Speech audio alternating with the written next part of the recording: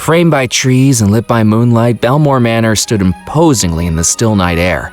Even without any lights on, it felt like something inside the house was calling me, or warning me.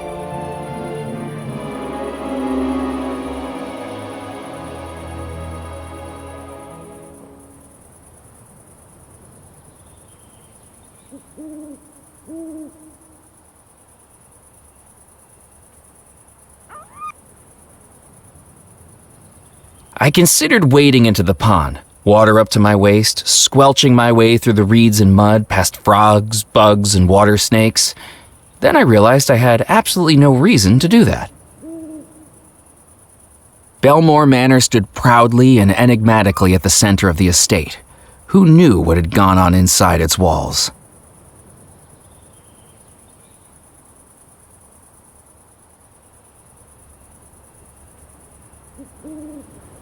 A table and chairs sat inside the gazebo, an echo of better days.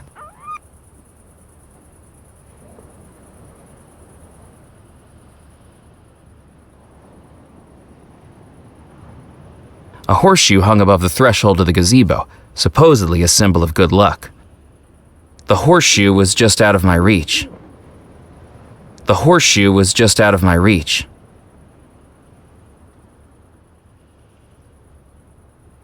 I couldn't do that.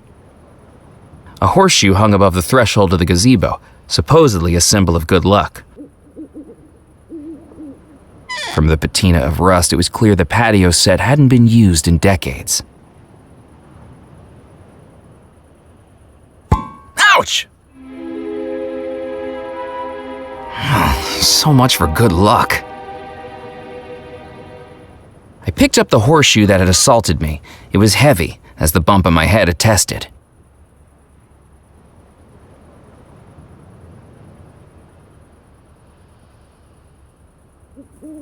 With the ripped seam as an opening, I placed the horseshoe inside the taxidermy fish. Now it was heavy.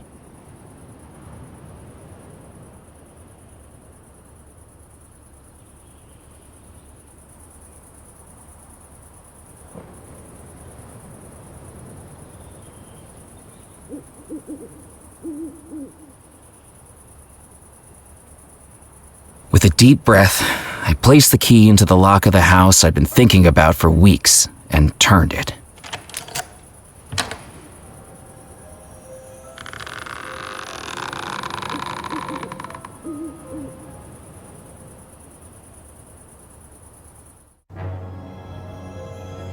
Hello?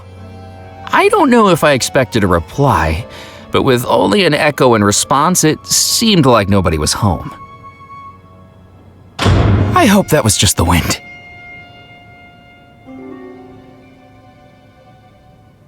Huge paintings hung on the walls of the hall.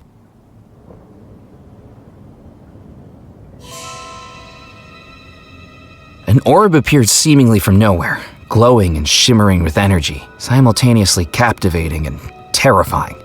It was like it had a presence, an aura that I couldn't explain. My first instinct was to look for smoke and mirrors, but this illusion was right before my very eyes, one that I could reach out and touch.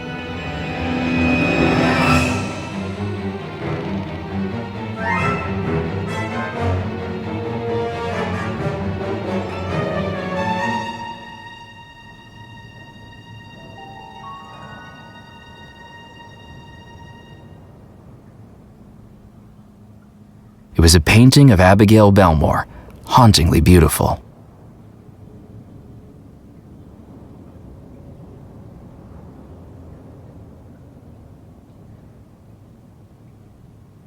It was a painting of the gazebo I recognized from the cliff top. The two sea deities stared at me with disapproving eyes. I didn't know what I could have done to disappoint a statue.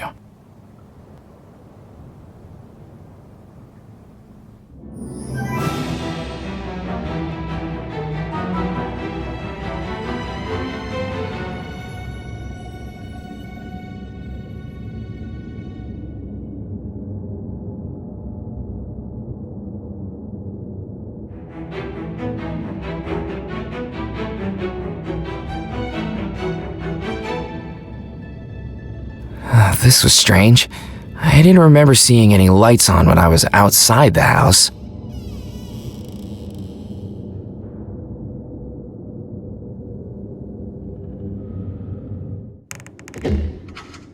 Walking into the room, I realized it must have been Abigail's bedroom. I was in the right place. Somewhere in this room was the Gree-Gree, and I needed to find it. It was a grand four-poster bed with a carving of a single rose on its canopy. The sheets lay flat on the bed, undisturbed for more than 30 years. The Gree-Gree wasn't going to be there.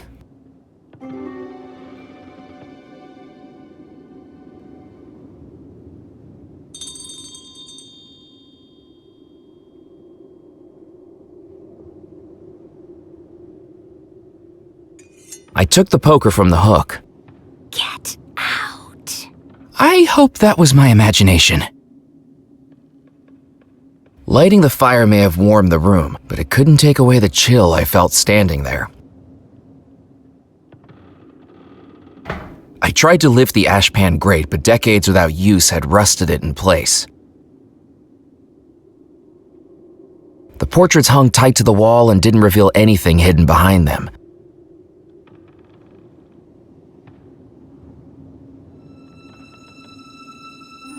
I wedged the poker in the grate, and with all my might, pulled.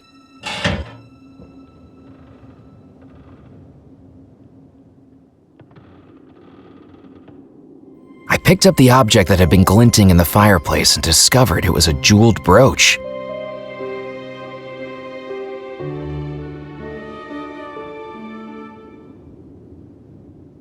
I couldn't see anything special about the phonograph's reflection. There was nothing I could do with the tabletop. It was best to leave the vase where it was.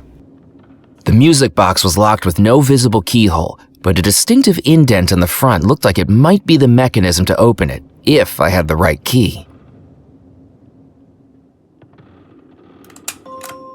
The brooch fitted snugly into the indentation in the music box. With a small click, the music box opened and revealed the contents it had held untouched for more than 30 years. The small leather bag was just as the witch doctor had described. It was hard to imagine what could be so important about it.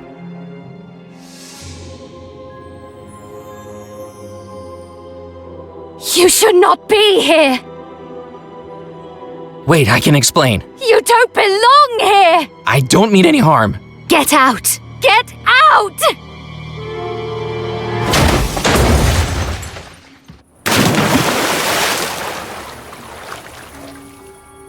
With good fortune, the pond had broken my fall. It was a strange juxtaposition, wiggling goldfish out of my underwear as I tried to process the fact that I'd just been the victim of an attempted murder by a ghost bride. The stories were true, so that meant the treasure might be real as well. And now I had the Gree-Gree. It was time to return to the Spirit Queen.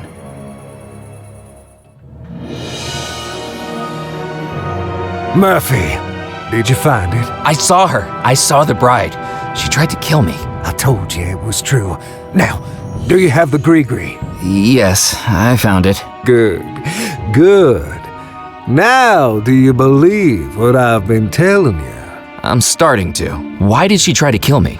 There are some spirits that, even in death, do not wish to give up what they amassed in life. The question is, are you strong enough to persuade them?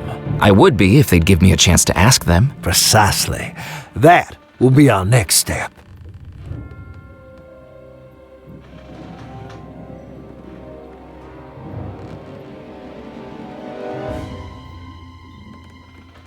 A manuscript for a voodoo spell? A spell to help me find the treasure? A spell to reveal those who know where it is.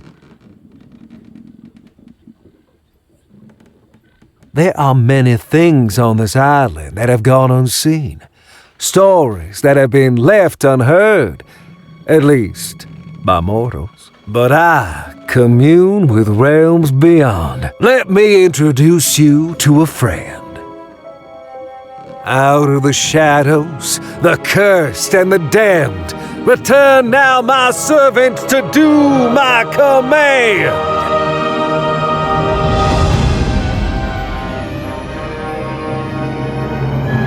I have returned to you, Master. Lower!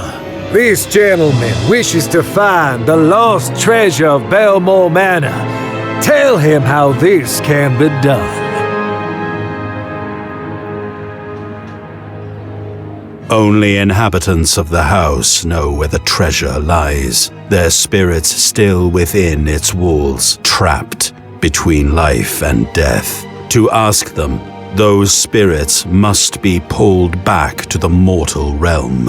And that is what our spell will do, Murphy. A summoning spell to unveil the ghost trapped within the house. 7 ingredients place inside, tie closed and then unseal. Within the focus what may hide, this spell will soon reveal. Once you've collected all 7, we can summon the ghosts of Belmore Manor. Once we've summoned the ghosts, we can ask them exactly where the treasure was hidden. You have served me, Loa. Begone!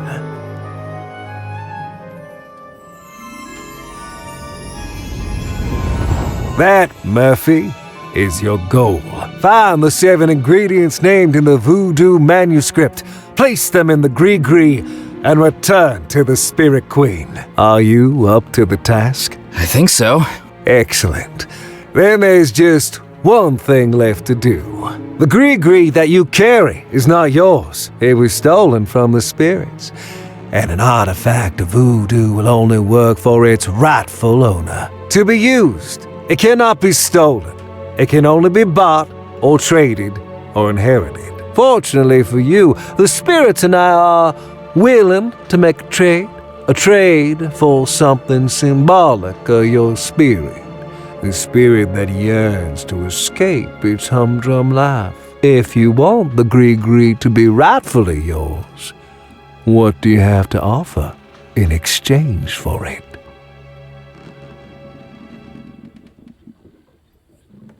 Would the spirits trade the gree-gree for this? I know far more about the house than what is on that fish wrap, Murphy McCallan.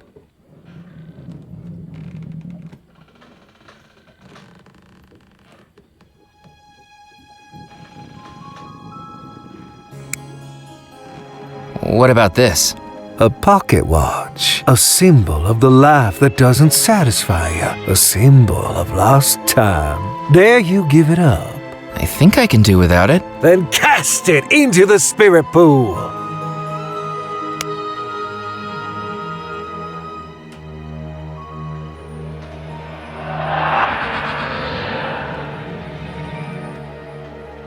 The spirits have deemed it a satisfactory trade. The gree-gree and its powers are now rightfully yours to wield. You are ready now, Murphy. Head out to the island and retrieve the ingredients we need. Then I will show you the final step of the spell. How am I going to find what I need? Everything I've ever needed for my voodoo spells, I've found here. It's as though this island draws the supernatural to it. The bayou, the beach, the town, the manor, all will help you in your search. Tell me, Murphy, have you visited the mill to the north, the fort to the south, the church at the island's heart? The island will lead you to that which you seek. I have no doubt about that.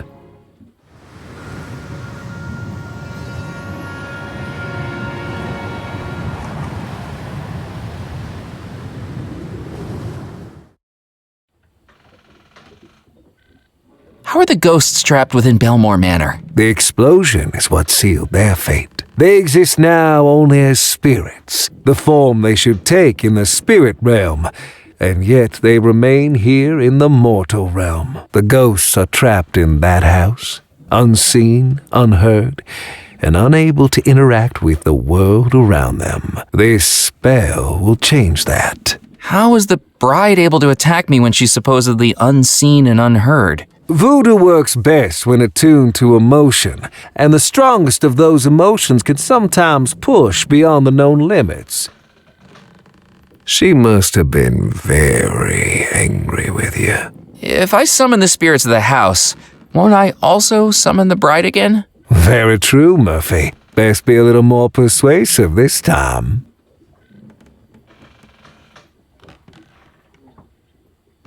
What was the explosion that caused everyone to disappear? It was a tearing in the very threshold between life and death, a chain reaction of spirit energy suddenly unleashed by the most violent of emotions. Just as the bride's anger allowed her to manifest in front of you this very evening, think of the rage that must have caused an entire household to explode and vanish.